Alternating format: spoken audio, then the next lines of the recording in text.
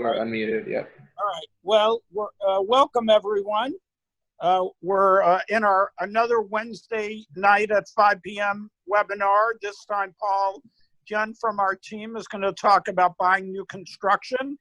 Just want to remind you, next Sunday, this coming Sunday at 10 a.m., we will have Estate Attorney Joanne Seminara, who's going to talk about estate planning, especially in this time where it's, you know, even that much more important. Then, and that will be hosted by Daniela Guetta, Stephen Nelson, and Tom Barrero.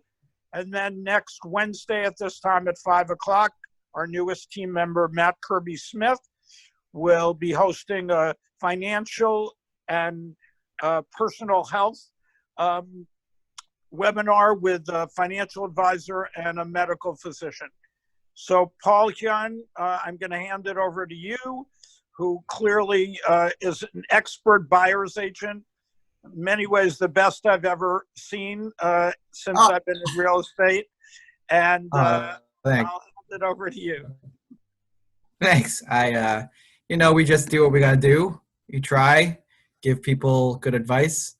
All right, so the idea today is to talk about new construction. And the reason I thought of doing this was we had an interesting, first of all, we've had a lot of discussion about new construction recently in our team.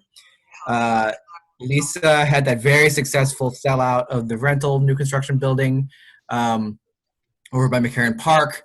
I just did a deal, got a deal for my buyer on new construction. We also helped some buyers buy the first resale in a new construction building over in Greenpoint. Dealing with a lot of new construction type of things. And we had a very interesting Compass call last week about new construction with some New York agents giving a lot of really interesting advice. So it made me come back to this, and I'm working with a few new construction buyers right now. And I thought that I realized that there's a lot of stuff that people don't know about new construction when they're buying. I mean, when my wife and I bought our first place, it was new construction, and there was stuff that we didn't know about before we bought it. I had some slides, but it seems to be messing up the screen a little bit, so I'm just gonna talk, and hopefully you guys can admire my pineapple painting back there while I talk. Things to know about new construction. First of all, so why is new construction so desirable? You know, why do people pay a premium for it? Well, it's not that complex. New construction is desirable by design. Like literally, you know, the developers, when they're building these, they try to do what is going to be like the most desirable for right now. So most of the time you're going to find an apartment that hits all the notes that people want. Not always, not every new construction is built the same way, but to the same quality. And so that's the thing. New construction projects, especially in Brooklyn, come in a very wide range. You have small boutique ground up projects, and you also have condo conversions. Let's see if maybe, I'm just gonna, well, no.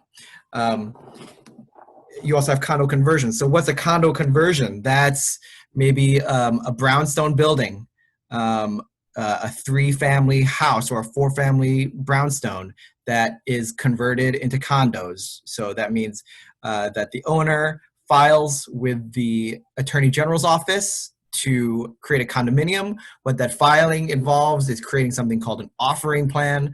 The offering plan basically is, it's a consumer product. It's supposed to lay out the entire description of what this new property that's going to be sold in parcels is, from how it's built, what's inside of it, what are the sizes of the apartments, what are the financial responsibilities for every unit, how is it all split up, what are the rules.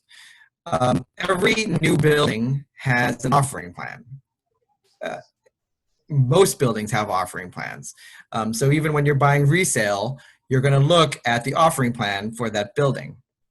assuming you're buying an apartment. But so every new construction has got an offering plan on file. It's important to get that and to review that offering plan. Now, so, okay, sorry. So, you know, you could have a ground up project.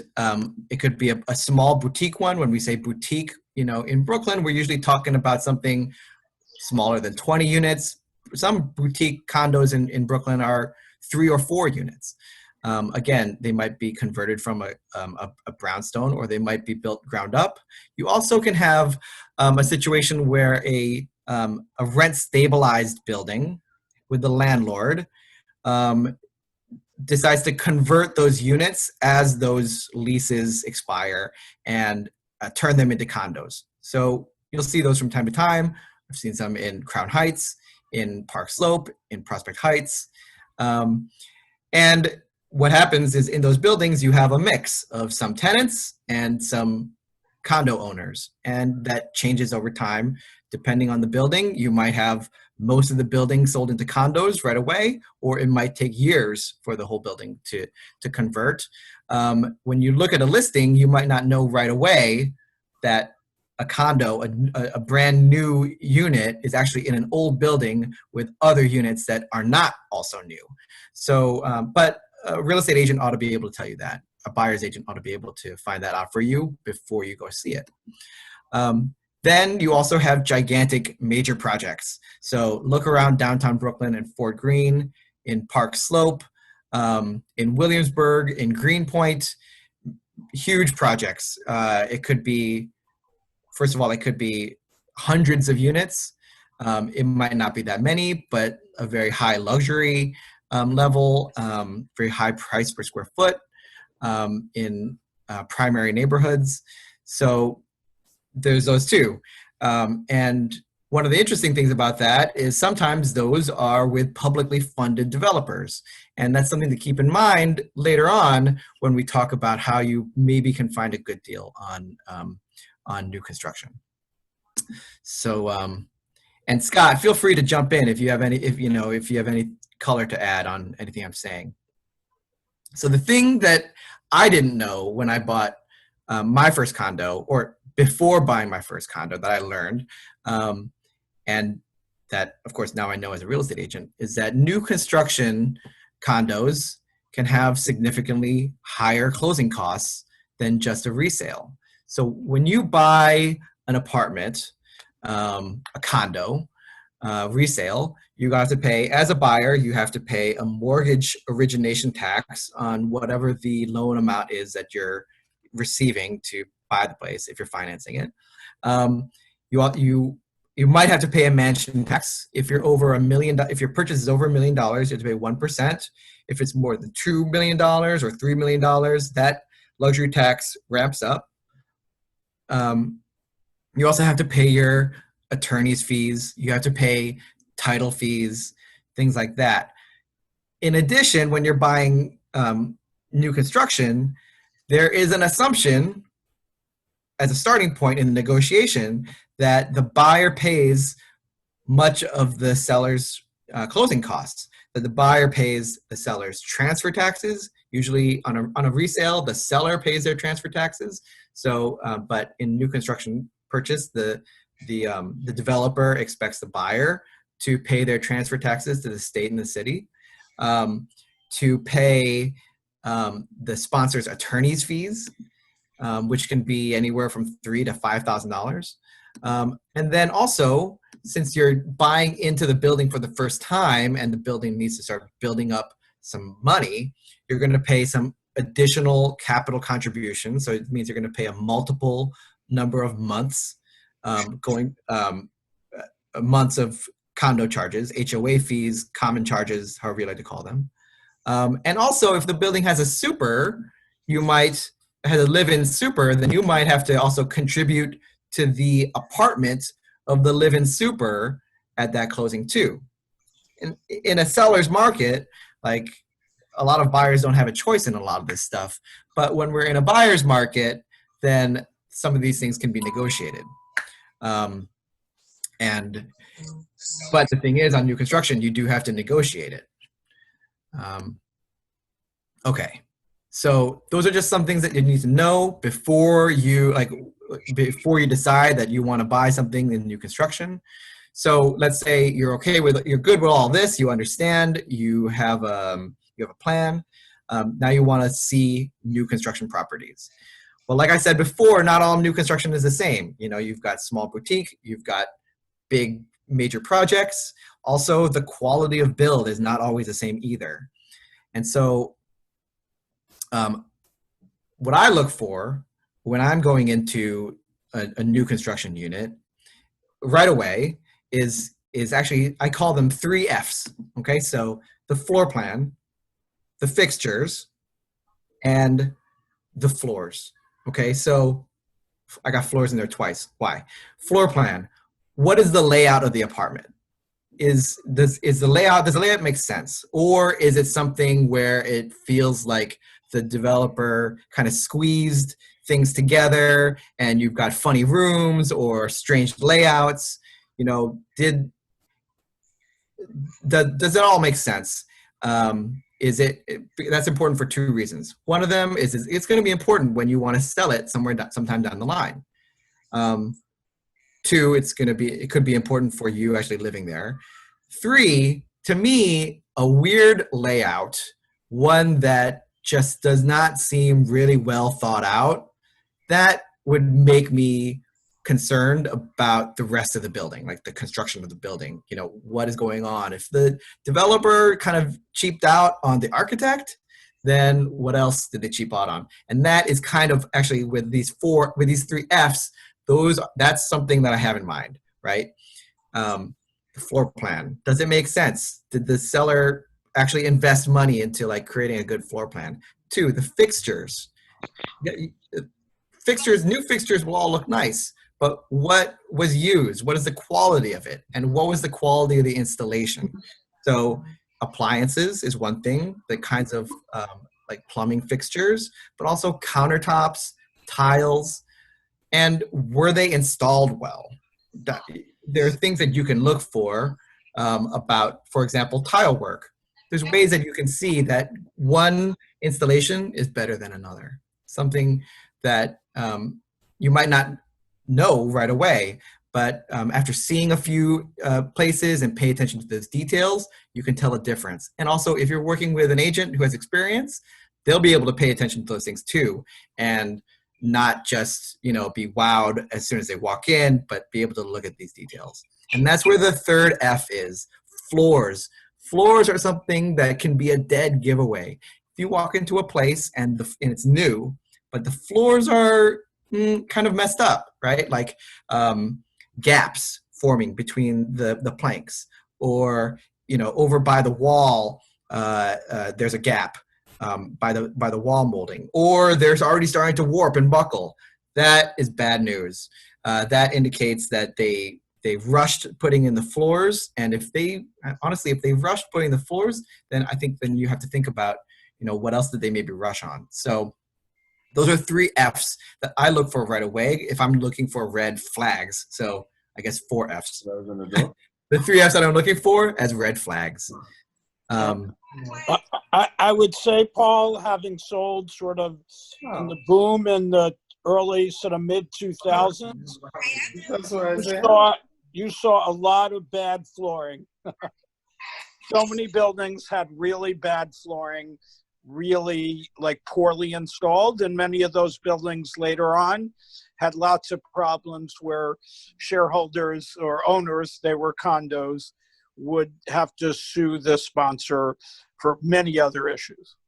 Yeah, and actually I think there's another F, which is the facade. And you know, there were so many problems with Brooklyn buildings for a long time with water getting in, right? And part of that was the facades. And you could go to buildings and you can see where there were problems. I do think that a lot of the new construction I see recently, it does appear to be better in terms of the facades. And water being, the important thing is water needs to be able to get out. Water will always get in. Can it get out? I mean, water is the number one enemy for any building, and it's something you have to be aware of when you're buying new construction, is that water could be an issue at some point, and you might need to, deal with the sponsor to come back and fix those sorts of things. And so that's another thing to look for, actually, with new development, is does the sponsor, does the developer have a reputation? Have they done other projects? First of all, if they've done projects, were they good projects? Second of all, if they haven't done any projects, are you going to be able to track this person down if some problems come up? So, take, for example, those Belvedere projects in Greenpoint. There's so many of them, right? That guy is around. He's not escaping if there's some sort of issue. And my understanding, he does deal with issues if they arise in his buildings. Let's see. Right, so I just wanted to move on to 2 questions that I think any buyer on new construction would have. The first one is going to be, am I paying the right price for this, right? Because often new construction prices are very high. So how do they know they're paying the right price? And then the second question is, how can I get the best deal? So let's start off with that first question. Am I paying the right price? So can be a tricky question. Especially, I think people are going to be very, uncertain about that in this kind of environment, right? Where we were already in a buyer's market a little bit, and now we're in a pandemic, right? And as optimistic as we can be about the real estate market right now, it's not a seller's market, right? So what can you look for if you're a buyer? Well, one thing to look for is, are there already units in contract in the building, right? If first of all, if you're going to be the first contract in the building, then actually that can be pretty good leverage to try to get a bit of a discount so that the seller can have one under their wing. But if there are already units in contract, then, or especially if they're already sold, then that's what you kind of need to know in order to get an idea of what is the price in that building. Because the thing is, from building to building, it can be very different. So that's one thing to look for. First of all, have there been any closed sales? If there are any closed sales, then you can go by that. If there aren't, if there's only in contracts, then ask your agent. Your agent can ask around and find out whether anybody has, one, if they have a contract in that building, what can they find out about how negotiable was that? And two, even if they can't find somebody who had a contract in the building, they might be able to find another agent who can share information about negotiating with either that team for the building or maybe even for that developer in another building. Something to keep in mind. But that is kind of, as far as I know, that's what you can do to get a sense of, like, is this the right price? We'll do a comps analysis and all that, but for almost all new construction, you're probably going to be, that price is going to be up there relative to the comps. Scott, do you have anything to add on that? Well, the problem also is, depending on the building, there might not be, it may be harder to comp than like a co-op in a 30-year-old building that had, like it was converted 30 years ago that has, 10 years history of sale. So, many of these new constructions could be somewhat unique, and then it can be harder to figure out what a comp is. That's right. That's true. Which reminds me actually of something that I wanted to mention earlier, which has to do with taxes on new construction. So one thing that most people don't know is that the estimated taxes that you see in a listing for a new construction building, those are estimated by the developer's team of accountants and lawyers when they create their offering plan. Now, the time from when an offering plan is created to when a place sells can be years. And so we've seen this in some Brooklyn neighborhoods where when the offering plan was created, prices in that neighborhood were here, okay? And then by the time the apartment sold, prices in the neighborhood were up here. And that means that the actual taxes will probably be that much more than what they were estimated to begin with. And that's something that buyers should keep in mind. And you want to see, when was that offering plan filed? What are the taxes like for other places that have sold in the neighborhood? Because if the developer's telling you it's going to be $300 a month in taxes, but now places that are like $2 million that you're comparing to in that neighborhood have taxes of $800 a month, the estimated taxes probably have not been overestimated. So it's just something to keep in mind. And this is related to the comps analysis.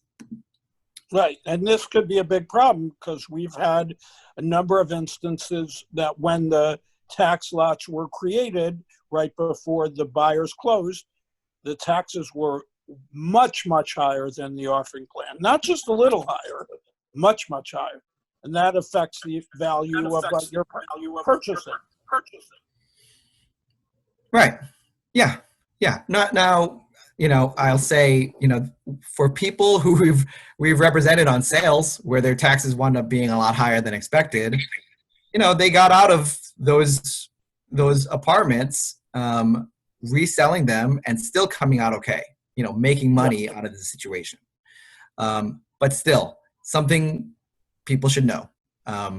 It's knowledge is power, right? And you need to be informed. You don't want to be caught off guard with a tax bill that is, $1,000 a month more than what you were expecting. Yes. All right. So the second question that I said I would talk about, that is, so how can I get the best deal, right? It's a pandemic. How can I get my pandemic discount, right? You've probably seen in the news. In fact, there was an article a couple weeks ago, right, about buyers are expecting this, but developers aren't budging. So what's going to happen here? All right, so why does that happen? Well, one of the reasons that happens that people don't realize is because developers, they don't pay for everything themselves. They have lenders, right? They're getting their money to build these things from some bank or some private finance, and there are conditions on their financing that often that constrain their ability to bring that price down. So there can basically be terms in their construction financing that say, well, you can't sell it for less than this amount. This is kind of like on rentals, right? So sometimes you see with a new development rental, right? If in times where rents are coming down, instead of the landlords bringing the price down, the rent down, they offer concessions. They offer like 2 months free, 3 months free, owner pays the fee, that sort of thing. That's because they understand, right, that they're not in as good of a market. But if they bring their rent below a certain amount, if a seller brings their price below a certain amount, then they have a problem now with their bank, and they just can't do it. This happens also with new construction condos, something that you do need to keep in mind. And so let's say you're trying to put together an offer and you want to get the best possible deal. Well, actually, it's kind of a way around it is you can make an offer of this amount, but you can ask for concessions, and those concessions could actually be closing credit, cash back to you at closing, that actually can bring that price down for you. I had this, for example, with a buyer. We were able to, at first, so this kind of went a certain way, but we were able to negotiate the closing costs so that the seller paid a large portion of the buyer's closing costs too, right? Like with new construction, right, the expectation is the buyer pays the seller's closing costs. Well, in a good buyer's market, that can all potentially go the other way.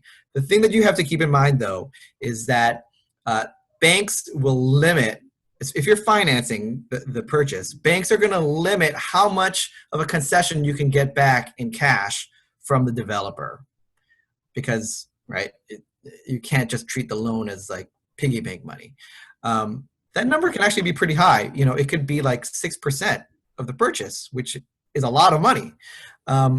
the thing that you should know is, well, basically, if you're going to do something like that, if that's part of your strategy for trying to get the best deal on a purchase, is you better find out from your bank whether, like, what the bank's limits are on that sort of thing, right? Will the bank allow you to get 6% back in a closing credit, or will they say, well, you can't take more than 2% back?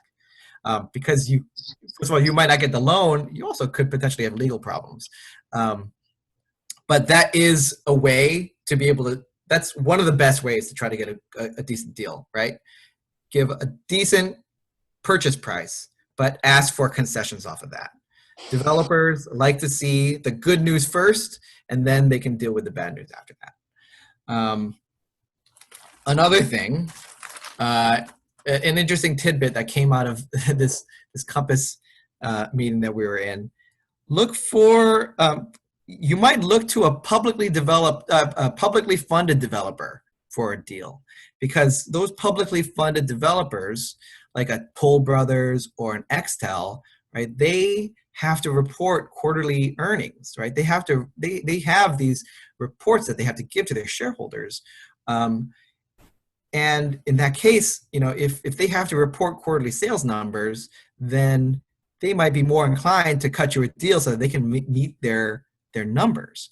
And so it's an interesting thought. And, you know, there are a lot of those kinds of projects around, not so much in the boutique buildings, but in some of these beautiful, big, new buildings. Another tip, if you've got a developer who's offering incentives in one building that they're working on, one development, but that one is not for you, you might take a look at what other buildings that developer is working on, because maybe if they're offering concessions on the one, then they might be offering concessions on their other. They just, you know, might be more open to that.